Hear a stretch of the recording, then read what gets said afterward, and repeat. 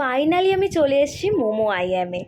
আমার অনেক দিনের ইচ্ছা ছিল জানো তো, চিনার পার্ক থেকে যখন এয়ারপোর্টের দিকে যাই এই রেস্টুরেন্টটা পড়ে, এখানে একটু মোমো খাবো। কোনো দিন খাওয়া হয়নি, আর এটা এখন আমার সামনে।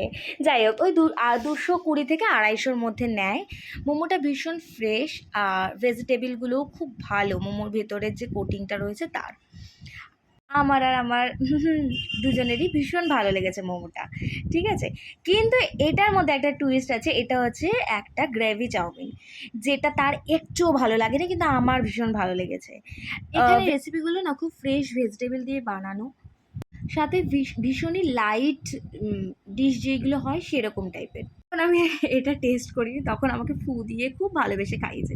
তারপরে যখন আমি তাকে ফার্স্ট বাইটটা দিলাম, তার আর খাওয়ার কোনো ইন্টারেস্ট ছিল না, কারণ তার একটু ভালো লাগেনি। কি আর করা যাবে, সবার পছন্দ তো এক নয়।